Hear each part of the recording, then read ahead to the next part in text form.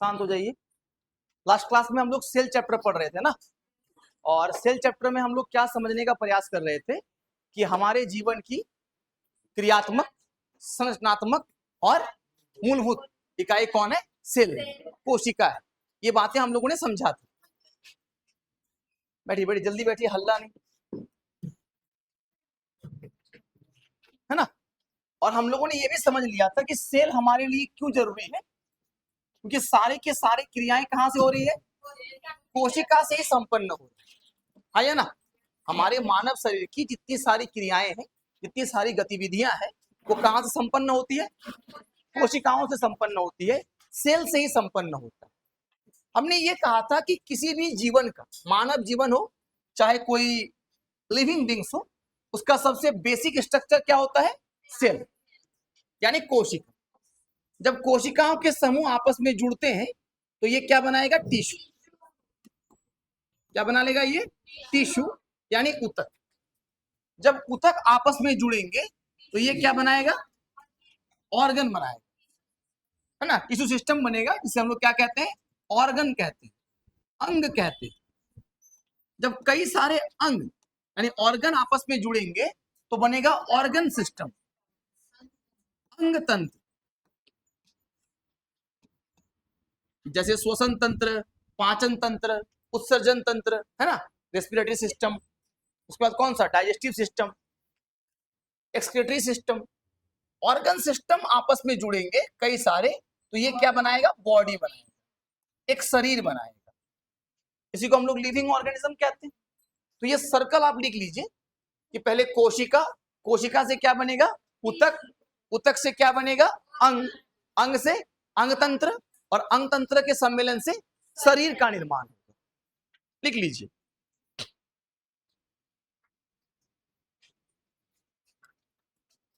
है ना। Cell, cell से बना टिश्यू, टिश्यू से बना ऑर्गन, ऑर्गन से ऑर्गन सिस्टम, और ऑर्गन सिस्टम से बॉडी, यानी शरीर बना। लिविंग बॉडी, डेड बॉडी नहीं ना। ये बॉडी जो बना, कैसा बॉडी बना है? ये लिविंग बॉडी, लिविंग बॉडी। ये पूरा चैनल आपको याद रखना है। सेल, सेल से बड़ा टिश्यू, टिश्यू के बाद ऑर्गन, ऑर्गन के बाद ऑर्गन सिस्टम, और ऑर्गन सिस्टम से क्या बनेगा? बॉडी बनेगा, शरीर बनेगा। लिख लिए? आगे बढ़े। लास्ट क्लास में हम लोग ये भी डिस्कस कर रहे थे, जहां तक हमको याद है, कि कोशिका का खोज कैसे हुआ था, है ना। सेल के डिस्कवरी के बारे में भी बात कर रहे थे हम लोग।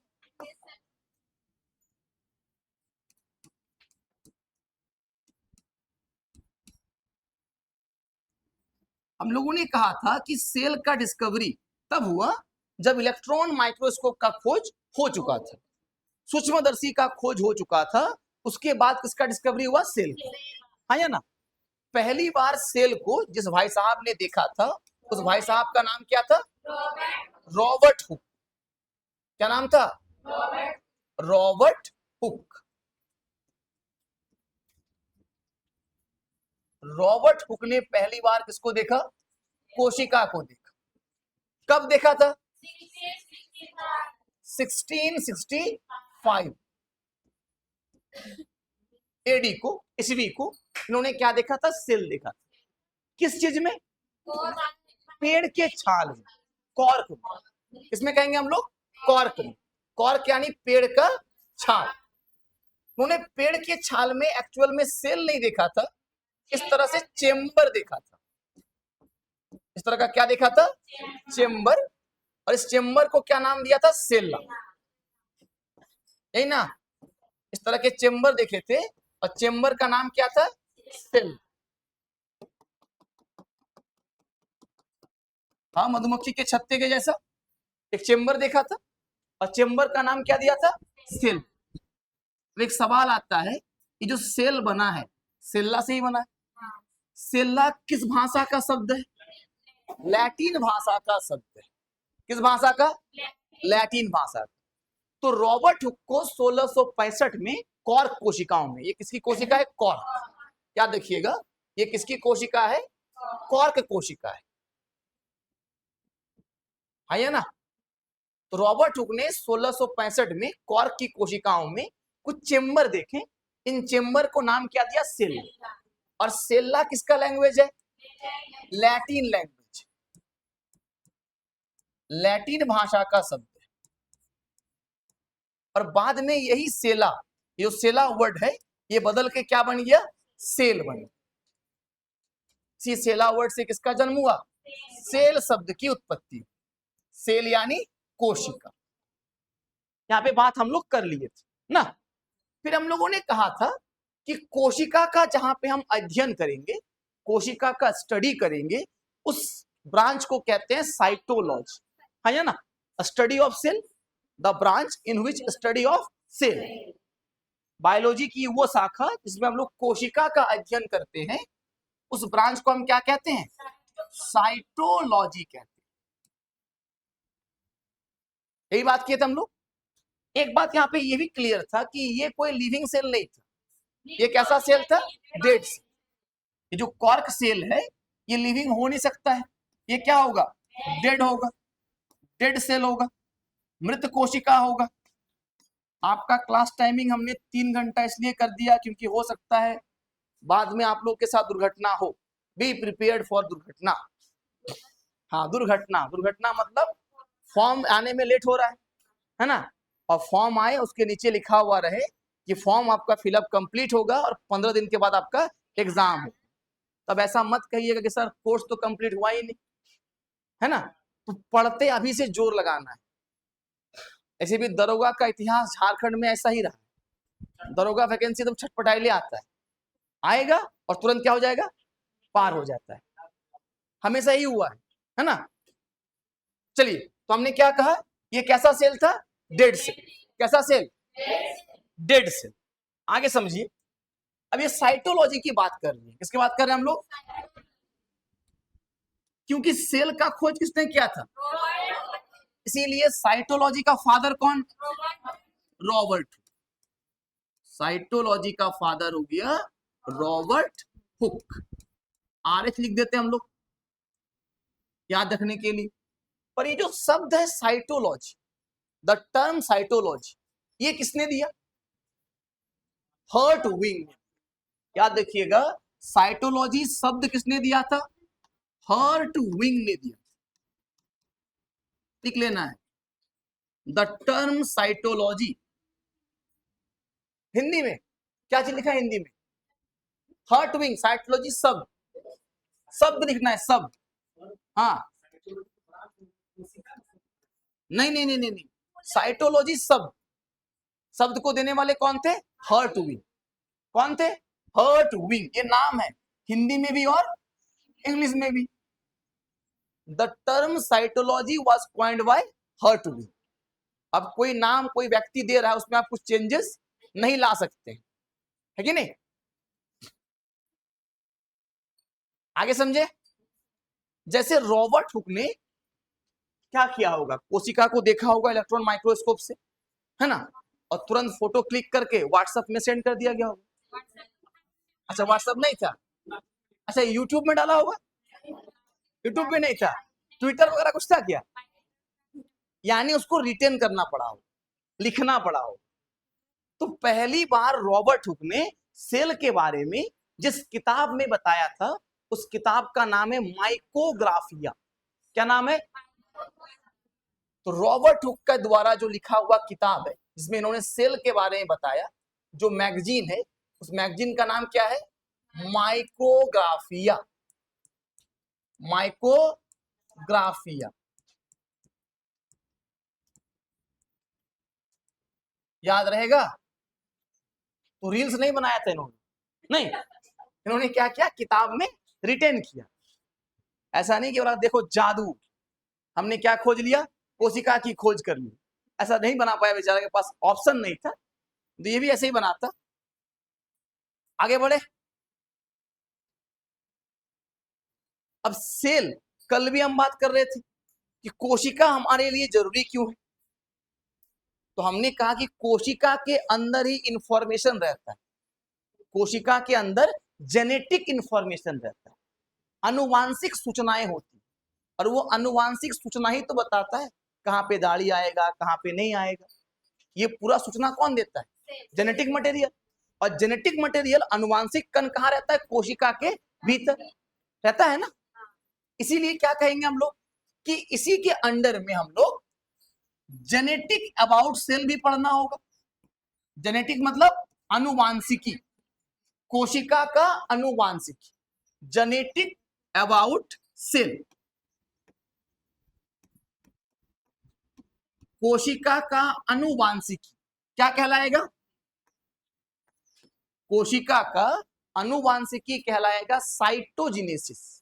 क्या कहलाएगा? साइटोजेनेसिस। हिंदी में लिखिए, जेनेटिक अबाउट सेल को हिंदी में लिखिए कोशिका का अनुवांशिकी, कोशिका का अनुवांशिकी क्या कहलाएगा? साइटोजेनेटिक। साइटो मतलब कोशिका, तो कोशिका का अनुवांशिकी साइटोजेनेटिक कहलाता है। क्या कहलाता है? साइटोजेनेटिक कहलाता है। और साइटोजेनेटिक का फादर कौन? एच.जे. मूलर। साइटोजेनेटिक का फादर कौन? एच.जे. मूलर। साइटोजेनेटिक हिंदी में भी इंग्लिश में भी। कोशिका के अनुवांशिकी को क्या कहते हैं? साइटोजेनेटिक कहते हैं। और साइटोजेनेटिक का पिता कौन? एच.जे. मूलर। आगे बढ़े, अगला आता है मॉडर्न फादर ऑफ साइटोलॉजी, स्वानसन, है ना। कोशिका विज्ञान के आधुनिक जनक, मॉडर्न फादर। तो अगला पॉइंट लिखेंगे मॉडर्न फादर ऑफ साइटोलॉजी, कोशिका विज्ञान के आधुनिक जनक।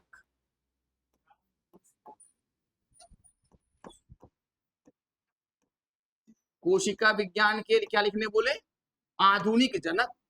मॉडर्न फादर ऑफ साइटोलॉजी, कोशिका विज्ञान के आधुनिक जनक कौन है?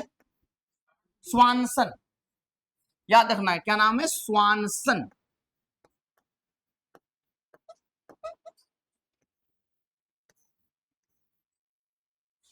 स्वानसन is the father of modern cytology. Modern cytology, modern cytology के पिता कौन? स्वानसन। अगला क्या पूछ लेगा आपको? Very good. Father of Indian cytology, A K. Sharma. Father of Indian cytology, भारतीय कोशिका विज्ञान, इंडियन साइटोलॉजी।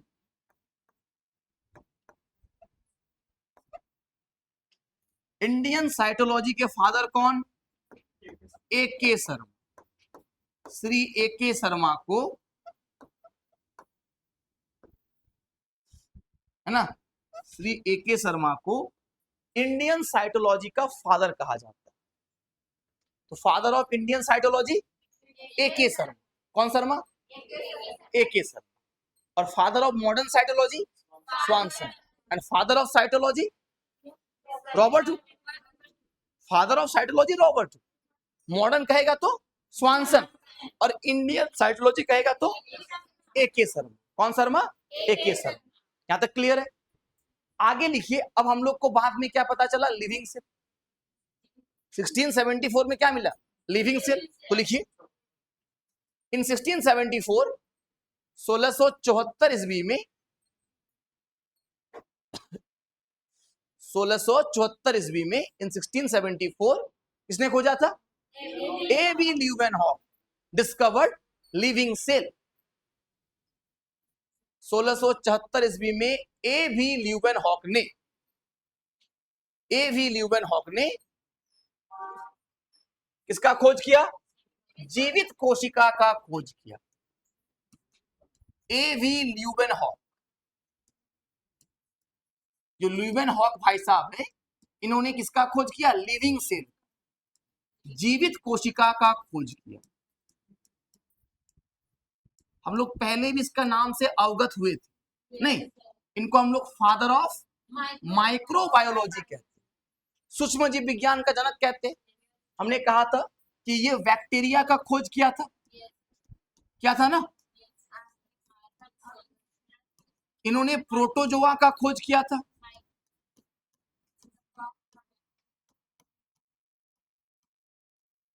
आरबीसी का खोज किया था, स्पर्म का खोज किया था। ये सब किसने किया था? एंटोनी वान ल्यूवेनहॉक। ठीक है, ये सब डिस्कवरी ल्यूवेनहॉक ने किया था। पर यहाँ पे हम लोग सेल के बारे में पढ़ रहे हैं, तो हम लोग ये बात कर रहे हैं कि लिविंग सेल का खोज किसने किया? A B Leeuwenhoek. और फिर इनके पास भी वही जिम्मा है, कहीं लिखना पड़ेगा, है ना। हमारे वैसा तो है ही नहीं कि तुरंत फोटो खींच के व्हाट्सएप में डाल दिया स्टेटस कि लोग दिख लेगा। इन्होंने भी एक किताब लिखी, इनकी एक फेमस पुस्तक है, और इनके बुक का नाम क्या है? The secret of nature. Book लिखिए, द सीक्रेट ऑफ नेचर, प्रकृति का रहस्य। हिंदी में लोग लिखेंगे प्रकृति का रहस्य, the secret of nature.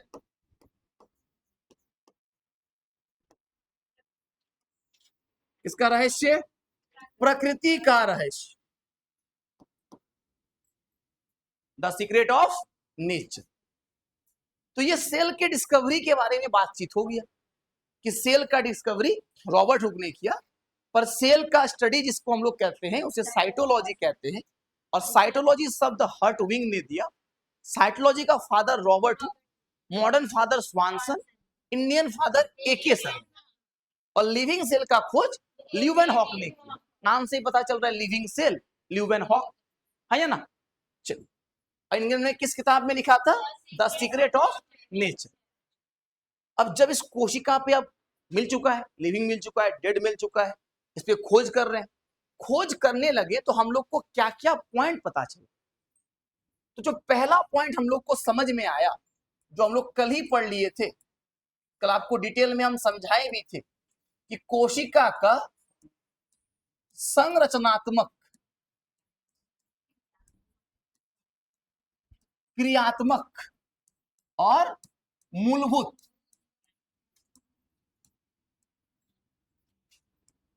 Structural, functional and fundamental, मूलभूत इकाई कौन है? सेल है, हाँ या ना।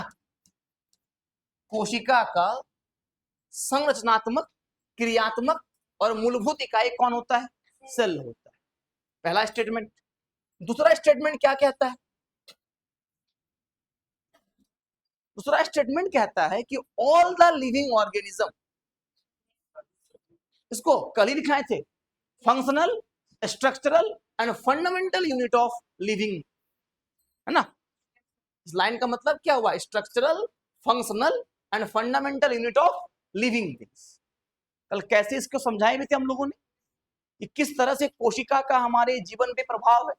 कोशिका का जैसा स्ट्रक्चर हमारा वैसा स्ट्रक्चर, है ना, या ना। कोशिका का जो कार्य हमारा वो कार्य। आपका कोई भी कार्य अल्टीमेटली कौन कर रहा है? कोशिका कर रहा है, आप नहीं कर रहे हैं। अगर हम बोल रहे हैं तो अल्टीमेटली ये बोलने का काम कौन कर रहा है? कोशिका कर रहा है। आप सुन पा रहे हैं तो आपके कान में जो कोशिकाएं हैं अल्टीमेटली वो सुन पा रहे हैं। यानी आपके द्वारा किया गया कोई भी काम वस्तु तो किसके द्वारा किया जाता है? सेल के द्वारा किया जाता है, कोशिका के द्वारा किया जाता है। अगला एक इंपॉर्टेंट स्टेटमेंट क्या आया?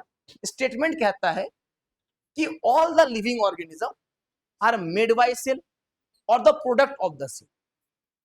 जितने भी सजीव हैं या सजीव के अंग हैं, जैसे हमारे हाथ हैं, पैर हैं, नाखून है, बाल है, या तो कोशिका से बने हैं या कोशिका के उत्पाद से बने।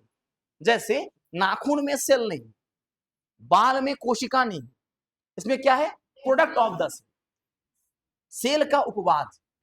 इस सेल के अंदर हमने पहले ही क्लास में बताया था कि cell is a laboratory, cell एक प्रयोगशाला है, अलग अलग प्रयोग हो रहा है। अगर प्रयोग होगा इसमें प्रोडक्ट बनेगा, उत्पाद बनेगा, हाँ या ना।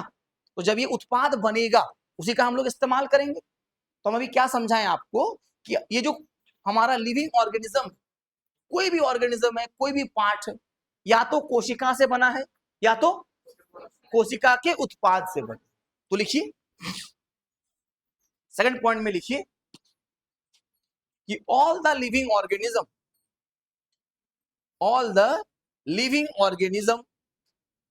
Are made of cell and product of cell. सभी सजीव कोशिका या तो कोशिका के उत्पाद से बने होते हैं। All the living organism are made of cell and या और प्रोडक्ट ऑफ सेल, या तो कोशिका से बना है या तो कोशिका के उत्पाद से बना है। याद रहेगा कि all the living organism are made of cell और प्रोडक्ट ऑफ सेल, या तो कोशिका से बना है या तो कोशिका के उत्पाद से बना है। कोशिका जो बना रहा है, जैसे नाखून बन रहा है, कोशिका का उत्पाद है। बाल हमारा क्या है? कोशिका का उत्पाद है। हाथ किससे बना हुआ है? कोशिका से। तो या तो कोशिका से बना होगा या तो कोशिका के उत्पाद से बना। बोलिए, आ रहे हैं। अगला स्टेटमेंट लिखिए, पॉइंट नंबर 3। पॉइंट नंबर 3 होता है, तीसरा नंबर स्टेटमेंट लिखिए। देखिए क्या है कि नई कोशिका का निर्माण पुरानी कोशिकाओं के विभाजन से होता है। क्या कह रहे हैं हम लोग? नई कोशिकाओं का निर्माण पुरानी कोशिकाओं के विभाजन से होता है।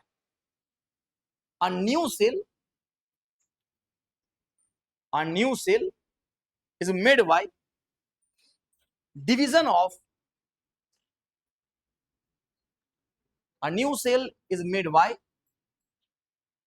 of ओरिजिनल सेल या पेरेंट सेल।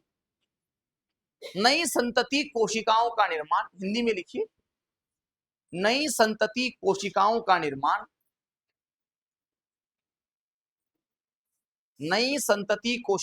निर्माण पुरानी मात्र कोशिकाओं से ही, नई संतति कोशिकाओं का निर्माण पुरानी मात्र कोशिकाओं से ही होता है ना। जो भी आपका नया सेल है वो किससे बनेगा?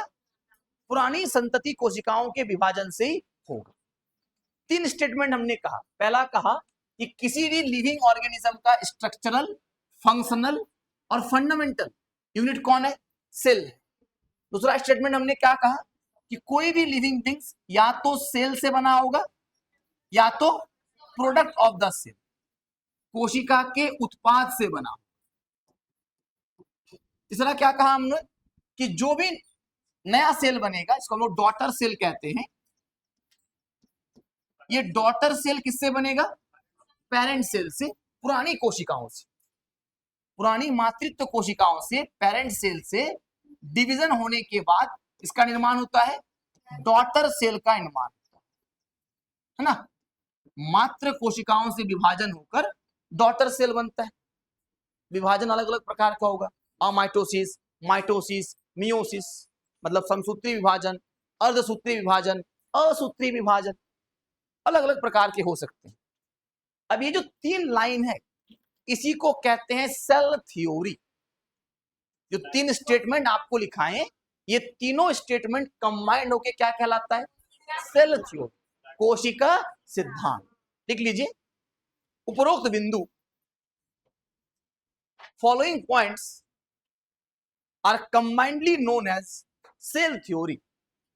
उपरोक्त बिंदु एक साथ, उपरोक्त बिंदु एक साथ,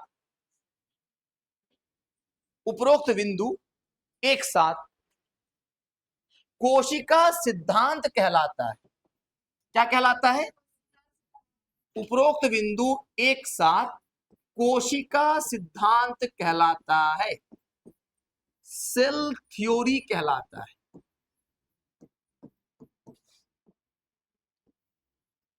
ना। क्या कहलाएगा? Cell theory. अब यहीं पे एक सवाल आता है कि सेल थ्योरी किसने दिया था? क्या कहना है? Schleiden and Swann. लिख लीजिए, cell theory was given by Schleiden and Swann. Schleiden और स्वान ने मिलकर एक थ्योरी दिया, उसी थ्योरी को हम आज क्या कहते हैं? सेल थ्योरी, कोशिका सिद्धांत कहते हैं। क्या कहता है कोशिका सिद्धांत? कि cell is the fundamental, functional and structural unit of life या living beings. All the living organism are made by cell और प्रोडक्ट ऑफ द सेल। तीसरा, किसी भी नई कोशिका का निर्माण पुरानी कोशिका के विभाजन से ही होता है। ओके, फिर हमने कहा कि कोशिका सिद्धांत, इसी को क्या कहते हैं? कोशिका सिद्धांत। और ये किसने दिया? स्लाइडन एंड स्वान। बट यहीं पर लिखना है कि वायरस, विषाणु, कि वो ना तो लिविंग है ना तो dead, neither living nor dead, इसीलिए वो सेल थ्योरी का क्या है? एक्सेप्शन है, अपवाद। लिखिए, virus is the exception of cell theory. विषाणु कोशिका सिद्धांत का अपवाद है। विषाणु कोशिका सिद्धांत का क्या है? अपवाद है। याद रहेगा, जो विषाणु होते हैं वो कोशिका सिद्धांत का क्या होते हैं? अपवाद होते हैं। कई बार एग्जाम में आपसे ये भी पूछ सकता है कि सेल थ्योरी कब दिया गया था? तो 1838-39 है ना, 1838-39, इसी दौरान क्या दिया गया था? सेल थ्योरी दिया गया था, कोशिका सिद्धांत दिया गया था। ठीक है, और कोशिका सिद्धांत का एक्सेप्शन कौन है? वायरस। अब यहां पे आप लोग को पहले से पता चल रहा होगा कि वायरस क्यों एक्सेप्शन है। हमने डिटेल में आपको वायरस पढ़ाया है ना। कोशिका के वायरस के अंदर क्या सेलुलर स्ट्रक्चर मिलता है? नहीं, अकोशिकीय संरचना पाई जाती है, non cellular structure. Host body में गया तो एक्टिव और बाहर में इनएक्टिव है। क्या ये बहुरूपी है कि नहीं? बार बार अपना रूप बदल के आता है और हम लोग को क्या करता है? बीमार करता है। फायदा भी देखे थे हम लोग, है ना, बैक्टीरियोफेज। वैसे विषाणु है जो बैक्टीरिया को क्या करता है? इसी कारण तो गंगा नदी में क्या नहीं लगता है? कीड़े नहीं लगते। फायदा भी है, नुकसान ज्यादा है विषाणु का। और अगर आपको विषाणु से कोई इन्फेक्शन हुआ है, वायरल इन्फेक्शन हुआ है, तो आपको किसका सेवन करना चाहिए? कौन सी दवाई का सेवन करना चाहिए? एंटीबायोटिक। हाँ, एंटीवायरल, एंटीबायोटिक का सेवन नहीं करना चाहिए, कोई फायदा ही नहीं होगा। एंटीबायोटिक किसके लिए होता है? जीवाणु के लिए, बैक्टीरिया के लिए। यहां तक लिख लिए। अब एक स्टेटमेंट जो उन्होंने अभी नाम लिया था, एग्जाम में कई बार आ जाता है। एक भाई साहब है जिन्होंने कहा कि ओमनी सेल्यूला ई सेल्यूला। क्या कहा? ओमनी सेल्यूला ई सेल्यूला। इसका मतलब प्री एग्जिस्टिंग सेल से ही, पुरानी कोशिकाओं से ही नई कोशिकाओं का निर्माण। बात वही है, पर ये स्टेटमेंट किसका था? रोडोल्फ विर्चो का। किसका था? रूडोल्फ विर्चो का। तो नोट करके लिख लीजिए, नोट करके लिखेंगे हम लोग, नोट डाल के लिखिए। और हमेशा हम कहते हैं कि नोट में आप अपनी इच्छा अनुसार डालिएगा, 10, 5 जो भी डालिएगा, है ना, उसमें आपका कोई पाबंदी नहीं है। तो पहला नोट डालिए और क्या लिखिए इसमें? इन 1855 1855 ईस्वी में, 1855 ईस्वी में रूडोल्फ विर्चो, 1855 ईस्वी में रूडोल्फ विर्चो, है ना, रूडोल्फ विर्चो ने एक स्टेटमेंट दी, एक कथन दिया। क्या था उनका स्टेटमेंट? देखिए, ये वर्ड लिख के रखना है, ओमनी सेल्यूला, ओमनी सेल्यूला ई सेल्यूला। कई बार जानबूझ के एग्जाम में जानबूझ के यही शब्द, यही लाइन लिख दिया जाता है और कहता है कि ये लाइन किससे संबंधित है? सेल थ्योरी से। किसने कहा? Rudolph Virchow. रुडोल्फ विर्चो ने कहा कि ओमनी सेल्यूला ई सेल्यूला। शुरुआत में हम जब पढ़ रहे तो हमको लगा कि सेंटर फ्रूट खा के कह रहा है क्या, है ना, ऐड देखे हो ना, सेंटर फ्रूट खाइते जीभ लपलपाई, हमको लगा वही दिक्कत हो गया होगा, कुछ भी बोल दिया है। कहा कि नहीं, इस वर्ड का मतलब ओमनी सेल्यूला ई सेल्यूला का मतलब क्या है कि पुरानी कोशिकाओं से ही नई संतति कोशिका का निर्माण होता है ना। लिख लीजिए, प्री एग्जिस्टिंग कोशिका से ही, प्री एग्जिस्टिंग सेल से ही क्या होता है, नई सेल, न्यू सेल का फॉर्मेशन होता है। पुरानी संतति, पुरानी कोशिकाओं से ही नई कोशिकाओं का निर्माण होता है। देख लिए, पुरानी कोशिकाओं से ही किसका निर्माण होता है, नई कोशिकाओं का निर्माण होता है। ये स्टेटमेंट किसने दिया था, रुडोल्फ विर्चो। किसने दिया था, रुडोल्फ विर्चो। याद रहेगा। चलो आगे समझिए, आगे बढ़े, थोड़ा सा आगे बढ़ने का प्रयास करते हैं हम लोग। नहीं, देखिए, अब ये सेल का बेसिक हम लोगों ने जान लिया, अब थोड़ा ध्यान से देखने का प्रयास करेंगे सेल दिखता कैसे। तो यह है प्रोकैरियोटिक सेल, कोई बैक्टीरिया का सेल है, प्रोटोजोआ का सेल। यह है एनिमल सेल, एनिमल सेल, और ये क्या है, प्लांट सेल। तो कोशिका तो सब में होगा, बैक्टीरिया हो, प्रोटोजोआ हो, हर किसी में क्या है, कोशिका है। वायरस को छोड़ दें तो हर किसी में आपको क्या देखने को मिलेगा, कोशिका। चाहे वो प्लांट हो, प्लांट यानी पादप, पादप कोशिका। ये क्या है, जंतु कोशिका। ये क्या है, प्रोकैरियोटिक मतलब जीवाणुओं की कोशिका। अभी प्रोकैरियोटिक भूल जाइए, अभी याद देखिए बैक्टीरिया सेल। कैसा सेल है ये, बैक्टीरिया सेल, जीवाणु कोशिका। अच्छा, आपको देखकर, तीनों सेल को देखकर डिफरेंस पता चल रहा होगा, नहीं सर, तीनों सेल में कुछ ना कुछ डिफरेंस है। जैसे कॉमन डिफरेंस हम बता रहे हैं, इस सेल में देखिए तो लगा हुआ ना टेल जैसा एक, क्या बाकी में है क्या, इसमें कुछ दिख रहा है क्या, इसमें कुछ दिख रहा है क्या, नहीं, यानी बेसिक डिफरेंस है। अच्छा, इसके भीतर बहुत कुछ दिख रहा होगा, इसके भीतर भी बहुत कुछ दिख रहा है, पर इसके भीतर देखिए तो इसके भीतर कुछ गोल गोल दिख रहा है बस, हाँ या ना, इतना ही ना। तो यानी मेरे कहने का मतलब क्या है, चाहे प्रोकैरियोटिक हो, यूकैरियोटिक हो, बैक्टीरिया हो, एनिमल हो, प्लांट सेल हो, उसमें कुछ कुछ क्या हो सकता है, डिफरेंसेस हो सकते हैं, अंतर पाए जाते हैं। समझेंगे हम लोग अंतर को, और फिर जानेंगे यूकैरियोटिक और प्रोकैरियोटिक कि किसको कहते हैं यूकैरियोटिक, किसको कहते हैं प्रोकैरियोटिक। अभी लोड नहीं लेना है, अभी बोझ नहीं ले लेना कि पता नहीं सर क्या बोल रहे हैं, प्रोकैरियोटिक यूकैरियोटिक, है ना, ऐसा बोझ अभी नहीं लेना, आराम से। क्या नहीं नहीं लेना, अभी ड्राइंग भी नहीं करना है, अभी ऐसा बनाना तो टफ है, जैसा हम बनाएंगे बोर्ड में आपके लिए, आप वैसा बना लीजिए, ठीक है, एकदम आसान वाला फोटो, जिससे कि आपको याद रहे। तो मान लीजिए हम एक प्लांट सेल ड्रॉ कर, क्या ड्रॉ कर रहे हैं, प्लांट सेल। प्लांट सेल इसलिए ड्रॉ कर रहे हैं कि प्लांट सेल का स्ट्रक्चर सबसे फाइन होता है। प्लांट सेल की स्ट्रक्चर की बात करेंगे, स्ट्रक्चर सबसे फाइन होगा। इसके पीछे का कारण क्या है, प्लांट को आप टच कीजिएगा तो प्लांट में आपको एक कठोरता का अनुभव होगा, हार्डनेस फील होगा, जबकि नॉर्मली किसी एनिमल को टच कीजिए तो वो क्या होगा, सॉफ्ट होगा, है ना। क्यों, क्योंकि प्लांट के चारों ओर एक लेयर होता है, इसको हम लोग कहते हैं सेल वॉल। क्या नाम देंगे हम लोग, सेल वॉल।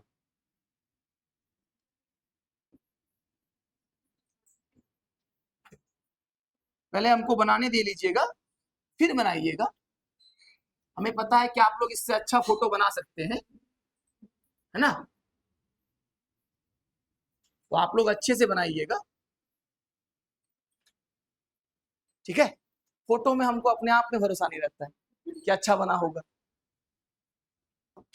देखिए, तो हार्डनेस की बात की हम लोग, अब जैसे ही प्लांट सेल को देखेंगे तो प्लांट सेल के भीतर एक बड़ा सा इस तरह का एरिया कवर किया हुआ है, बड़ा सा एरिया, इसको बोला जाता है वैक्यूल या रिक्तिका। क्या नाम देंगे इसको हम लोग? रिक्तिका या फिर वैक्यूल।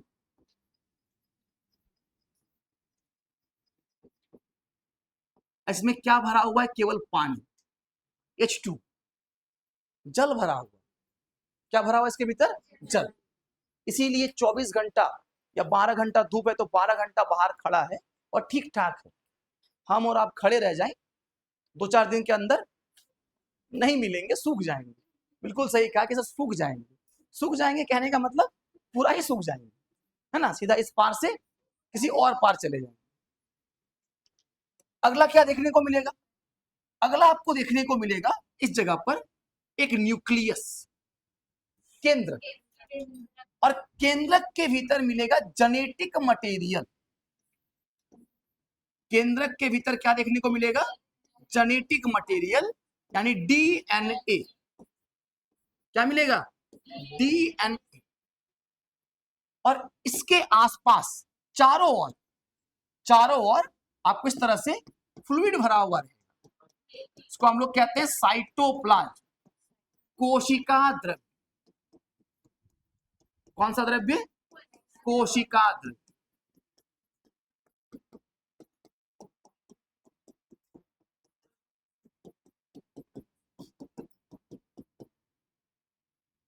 देखिए तो हमने अभी क्या क्या नाम लिया। हमने यहाँ 2 नाम लिया कि हम जो व्हाइट कलर से बना रहे हैं एकदम बाहर की ओर, इसका नाम है सेल वॉल। हिंदी में क्या लिखना है? कोशिका भित्ति।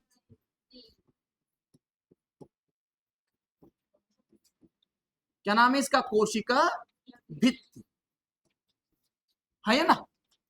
इसके अंदर जो हम लोगों ने हल्का सा ब्लूइश कलर में बनाया है, इसका नाम है कोशिका झिल्ली, सेल मेम्ब्रेन या फिर प्लाज्मा मेम्ब्रेन। या तो सेल मेम्ब्रेन कह लीजिए इसको, या क्या कह लीजिए? Plasma membrane. हिंदी में नाम देंगे कोशिका झिल्ली।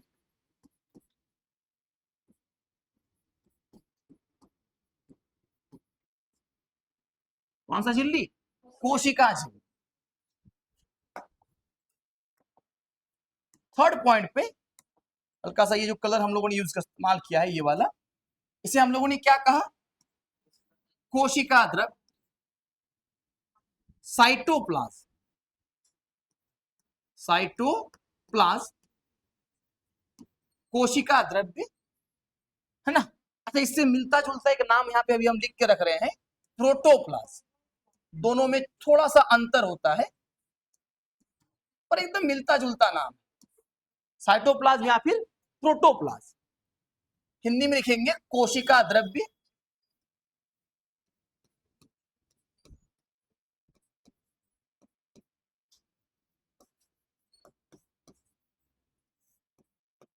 या फिर क्या कहते हैं हम लोग? जीव द्रव्य। कौन सा द्रव्य? जीव द्रव्य। हम क्लास में कहते हैं बार बार कि जीव द्रव्य समझना है तो ग्लूकॉन डी वाला ऐड देख लीजिए। एक व्यक्ति धूप में पूरा दौड़ के क्रिकेट खेल रहा है और सूरज भगवान एकदम स्ट्रो लगा के गड़क गड़क गड़क पीते जा रहा है।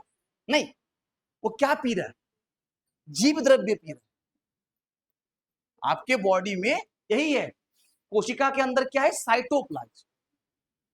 साइटोप्लाज्म में 95% क्या है? वाटर। तो जब आप धूप में खेलते होंगे तो एग्जॉस्ट फील करते होंगे, पसीना बाहर निकल रहा है, पानी की मात्रा कम हो जा रही है, सूर्य भगवान पूरा रपेट जा रहा है। नहीं, तो फिर क्या कहता है? क्या पीना होगा आपको? Glucon D. बस वही क्या है? साइटोप्लाज्म। और तीसरे नंबर पे हम लोगों ने यहाँ पे क्या देखा? केंद्रक। केंद्रक यानी न्यूक्लियस ना, nucleus.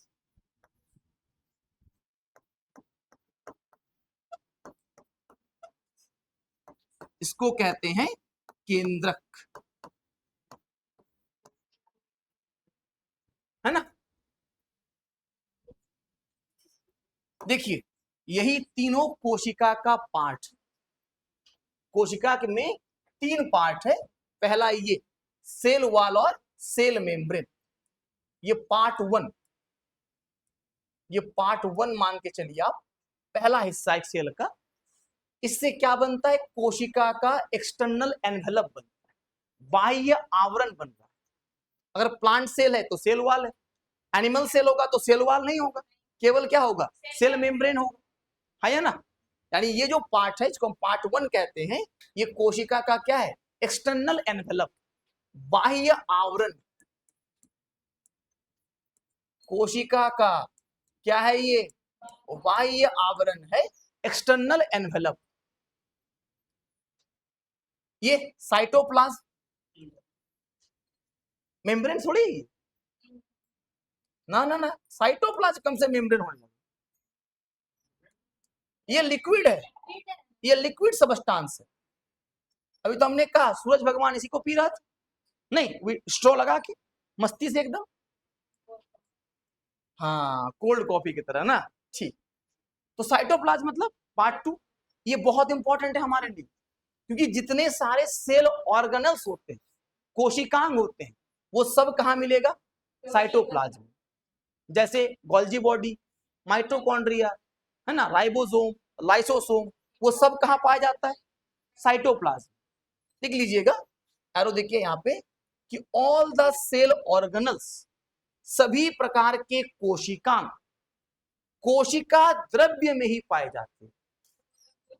All the cell organelles are present, all the cell organelles are present in cytoplasm, in cytoplasm.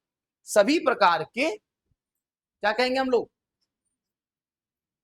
जिन कोशिकांग, सभी प्रकार के कोशिकांग कहां पाए जाते हैं, कोशिका द्रव्य में पाए जाते हैं। कहां पाए जाते हैं, कोशिका द्रव्य में पाए जाते हैं।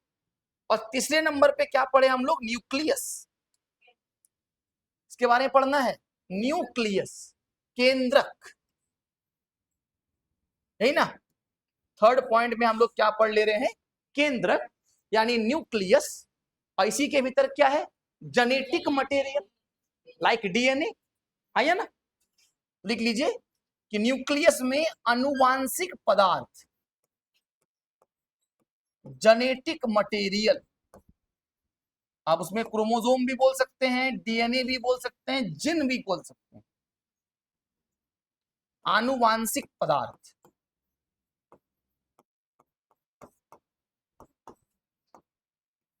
आनुवांशिक पदार्थ कहां पाया जाएगा, न्यूक्लियस में मिलेगा आनुवांशिक पदार्थ। तो कोई भी कोशिका हो, चाहे प्लांट सेल हो चाहे एनिमल सेल हो, है ना, इसमें तीन पार्ट हम लोग को जानना है। पहला सेल में एक्सटर्नल एनवेलप, इसमें सेल वॉल और सेल मेम्ब्रेन आ गया। दूसरा साइटोप्लाज्म, थोड़ा सा इसमें डिफरेंस होता है प्रोटोप्लाज्म, जब पढ़ाएंगे तो समझा देंगे आपको। और तीसरा हमने क्या कहा, न्यूक्लियस। साइटोप्लाज्म में क्या है, सेल ऑर्गेनल्स, कोशिका, इतने भी सेल ऑर्गेनल्स होते हैं ये कहां मिलेगा, साइटोप्लाज्म में। और न्यूक्लियस में क्या मिलेगा, जेनेटिक मटेरियल, आनुवांशिक पदार्थ पाए जाते हैं। क्लियर। अब एक एक करके हम लोग को सब पढ़ना है, सेल वॉल के बारे में पढ़ना है, सेल मेम्ब्रेन के बारे में पढ़ना है, साइटोप्लाज्म के बारे में पढ़ना है ना। तो अगले क्लास में पढ़ेंगे हम लोग, नेक्स्ट क्लास में। अभी 4-5 की पॉइंट लिख लेते हैं, कि अगले क्लास में लिखा दें, लिखा दें। चलिए यहां से हम लोग क्लास कंटिन्यू करेंगे, नेक्स्ट क्लास में सम की फैक्टर लिखिए, सम की फैक्टर, कुछ मूल बिंदु। लगता है आप लोग का, अच्छा फोटो खींचना है, खींच लीजिए। नहीं, हम लग रहा है अब आप लोग का बैटरी का सेल धीरे धीरे चार्ज हो रहा है ना, अच्छी बात, बढ़िया है बढ़िया है, पढ़ाई पे ध्यान देना है। अब आप लोग सारे, खास तौर पे दरोगा वाले लोग, 2 किताब ले लीजिएगा मार्केट से, परीक्षा योद्धा एक ले लीजिएगा, वो झारखंड, इंग्लिश वाले लोग रुकिएगा, इंग्लिश मीडियम में कुछ दिन के बाद आएगा, हिंदी में आ गया है, हिंदी वाले लोग ले लीजिएगा। झारखंड जीके का पूरा प्रीवियस ईयर उसमें दिया होगा, क्या क्या सवाल है ना, परीक्षा योद्धा नाम से। हाँ हाँ काफी है, बस बस बस यही वाली किताब, ठीक है, एक ले लीजिएगा। हाँ नहीं, ये केवल झारखंड जीके का है, ओके। झारखंड जीके में आज तक जितना एग्जाम में सवाल पूछा गया आज तक, दरोगा, सीजीएल, उत्पाद सिपाही, सब सब सवाल भी है, और सबसे बढ़िया क्या है, सवाल का एक्सप्लेनेशन। कि अगर आप क्वेश्चन बैंक केवल लेते हैं तो आपको वेट करना पड़ेगा कि हम जब पढ़ा देंगे उसके बाद आपको आंसर पता चलेगा। अभी अगर इसको आप पढ़ते हैं तो क्वेश्चन के नीचे उसका आंसर का क्या है, एक्सप्लेनेशन भी है।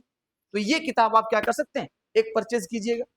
और एक जीएस का भी सेम ऐसा ही आता है, पेपर 3 का, जीएस पेपर का, जिसमें क्या रहेगा, साइंस रहेगा, हिस्ट्री, पॉलिटी, ज्योग्राफी, जितना सारा पूछा है इन सब का रहेगा, वो ले लेना है। मैथ्स और रीजनिंग का पीडीएफ हम आप लोग को दिलवा देंगे। सर जो क्वेश्चन आपको पढ़ा रहे हैं ना, वो सारा प्रीवियस ईयर का उसी में इंक्लूड है। जो जो प्रीवियस ईयर में पूछा गया है वो सारा क्वेश्चन आपके पीपीटी में क्या है, इंक्लूड। उसके लिए टेंशन नहीं लेना, ओके। हाँ, जीएस वाला भी सेम आता है, जीएस योद्धा के नाम से आएगा, एमसीक्यू और ऐसे एक्सपेंशन रहेगा। हाँ एकदम, उसमें सब है, आप लोग के लिए है, क्योंकि आप लोग पढ़ लिए थे, आप लोग पढ़ लिए थे ना, उसके बाद आप लोग को हम प्रोवाइड किए थे कि प्रैक्टिस करो। इन लोग को क्या करना है, अभी पढ़ना है, वही क्वेश्चन से सीखना है। चलिए कुछ की फैक्टर लिखिए जल्दी से। सम key factor about cell, some key factor about cell. पहला पॉइंट लिखिए, smallest cell in universe, smallest cell in universe, ब्रह्मांड में सबसे छोटी कोशिका किसका है, बैक्टीरिया का है, प्रोटोजोआ का है, किसका है, माइकोप्लाज्मा, माइटोकॉन्ड्रिया नहीं, mycoplasma. Smallest cell in universe, ब्रह्मांड की सबसे छोटी कोशिका, क्या नाम है उसका, माइकोप्लाज्मा।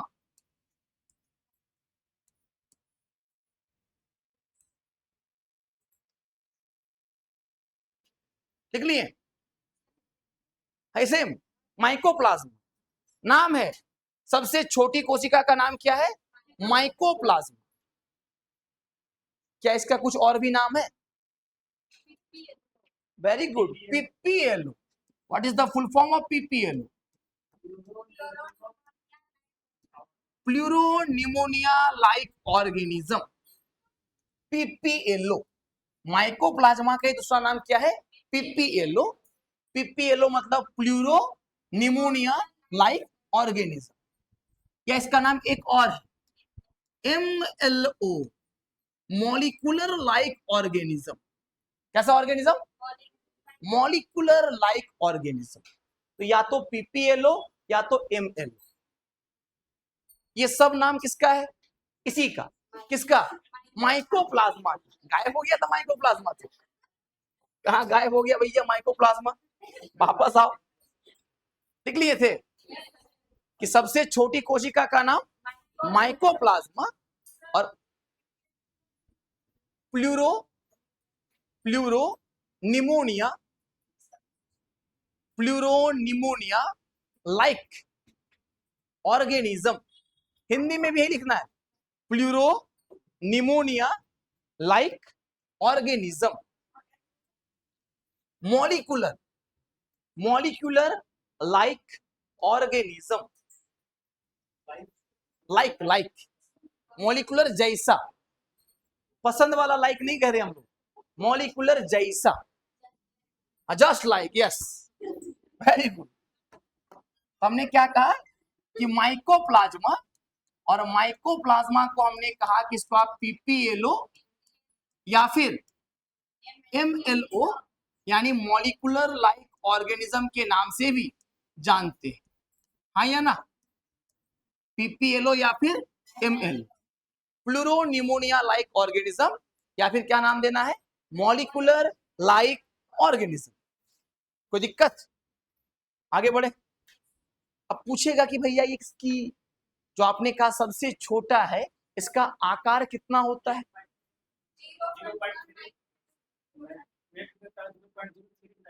0.03। लिखिए लिखिए, its size is almost 1 micrometre. Its size is almost 1 micrometre. हम लोग नैनोमीटर की ओर नहीं गए। ऑप्शन को ध्यान से देखना है कि माइक्रो में पूछा है कि नैनो में पूछा है कि पीको में पूछा है ना? ठीक है, लिख लीजिए। इसका साइज क्या होता है? 1 माइक्रोमीटर। क्या लिखिएगा? 1 माइक्रोमीटर। लिख लिए? अगला लिखिए, largest cell in universe. Largest cell in universe, ostrich egg. सबसे बड़ी कोशिका लिखना है, सबसे बड़ी कोशिका। और सबसे बड़ी कोशिका कौन है?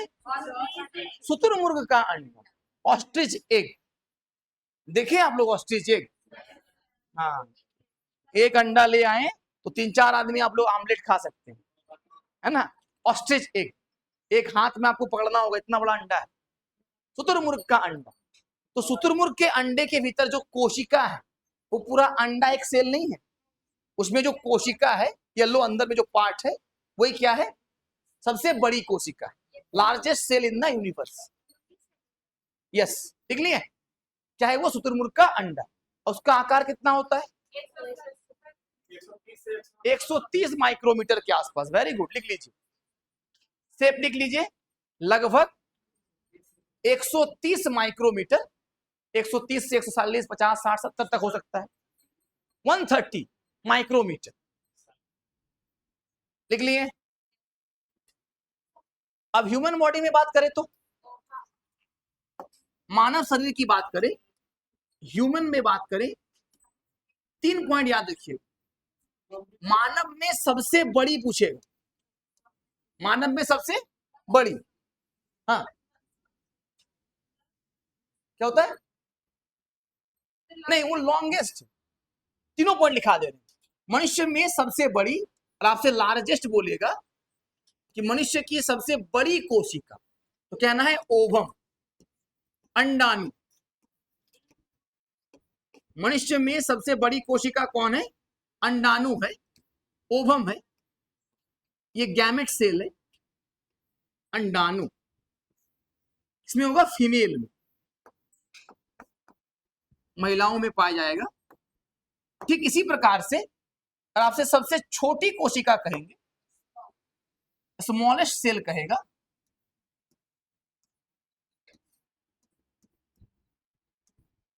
स्मॉलेस्ट सबसे छोटी कहेगा, तो कौन आ जाएगा? स्पर्म। कौन आएगा? स्पर्म यहां पे आ जाएगा। शुक्राणु, स्पर्म यानी क्या हो गया? शुक्राणु, है ना? ये मेल में मिलेगा। और सबसे लंबी कोशिका कहा जाए, लॉन्गेस्ट कहा जाए, तो नर्व सेल यानी न्यूरॉन, तंत्रिका कोशिका। लॉन्गेस्ट में कौन आ जाएगा? न्यूरॉन आ जाएंगे, न्यूरॉन सेल यानी तंत्रिका कोशिका,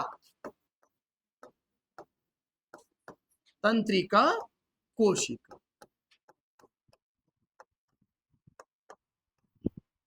बहुत बेसिक बातें हैं और एग्जाम में फ्रीक्वेंटली पूछा जाता है। क्या हो रहा है? कहां चला गया? है ना? बहुत ही बेसिक बातें हैं और एग्जाम में क्या होता है? कंट्रीवसली पूछा जाता है। ह्यूमन बॉडी में सबसे लार्जेस्ट, सबसे स्मॉलेस्ट और सबसे लॉन्गेस्ट।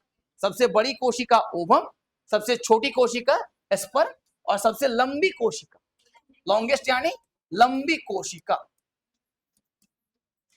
कौन हो जाएगा? न्यूरॉन से, तंत्रिका कोशिका। आज के लिए यहीं तक रहने देते हैं, बाकी हम लोग नेक्स्ट क्लास में पढ़ेंगे। ओके, धन्यवाद आप सभी को।